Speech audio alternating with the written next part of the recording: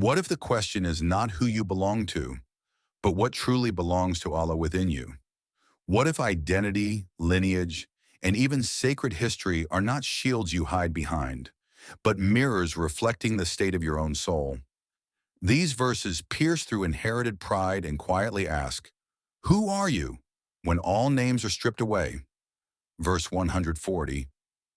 Or do you say that Ibrahim, Ismail, Isaac, Jacob, and the descendants were Jews or Christians? The verse opens not as a statement, but as a challenge. It dismantles assumptions we cling to without reflection. This is not merely about historical correction. It is about inner misattribution. The soul, like those communities, begins to attach labels to itself. I am righteous. I belong to truth. I am guided.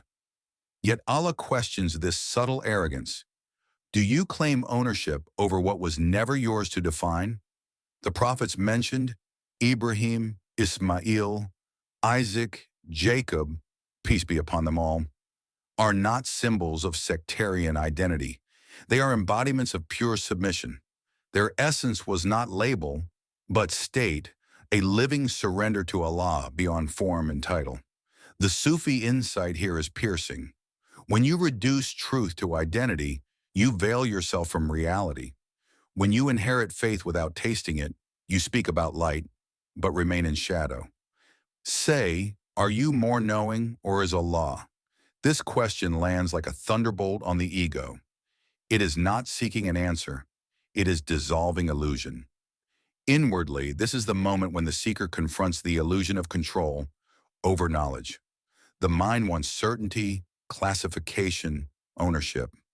But Allah's knowledge is absolute, unbounded, and beyond all constructions. True knowing begins when you admit you do not know. This is not ignorance, it is humility. Because the moment you surrender your claim to knowledge, you open yourself to divine unveiling. The heart begins to receive what the intellect cannot grasp. So the verse whispers to the seeker, are you defining truth, or are you allowing truth to define you?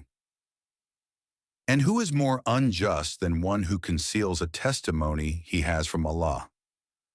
Now the focus shifts inward, deeply inward. The testimony is not only scripture or prophetic message. It is also the inner witnessing, the subtle awareness Allah places within every heart. That quiet voice that recognizes truth when it appears.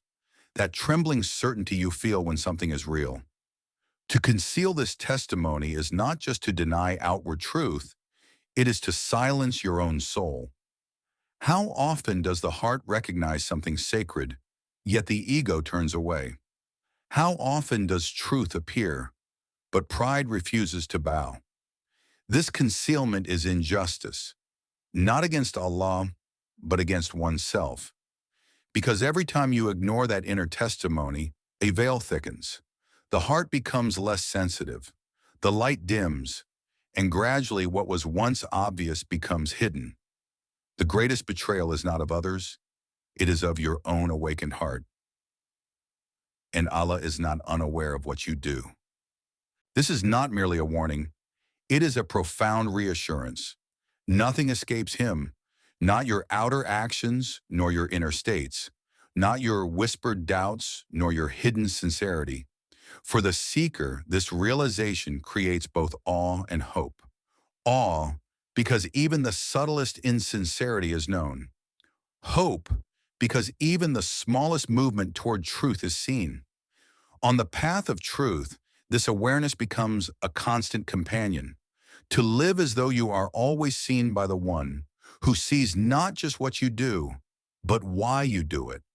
Verse 141. That was a nation that has passed away. Here the illusion of spiritual inheritance is completely dismantled. No matter how great the past was, it is past. Sufis reflect deeply here. You cannot live on the light of someone else's heart. Not even the prophet's closeness can replace your own journey. Their station was theirs. Your accountability is yours. This verse liberates you from comparison and burdens you with responsibility. For them is what they earned, and for you is what you earn. This is the law of the path. Spirituality is not nostalgia. It is living effort. No lineage, no association, no admiration can substitute your own sincerity.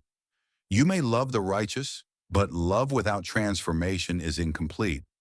Do not only admire truth, live it, and you will not be asked about what they used to do. This is both a relief and a warning. Relief because you are not burdened with others' mistakes. Warning because you cannot hide behind others' righteousness. On the day of truth, there will be no borrowed light. Only what you carried in your own heart. No excuses, no comparisons. Only reality, a deeper reflection. And now, let this settle deeply within you. Your path to Allah is not behind you. In history, it is not around you. In people, it is within you, waiting to be awakened. The prophets were not sent to be idols of admiration. They were sent as mirrors, so you recognize what you can become. The question is no longer, who were they? The question is, who are you in your relationship with Allah? So pause for a moment.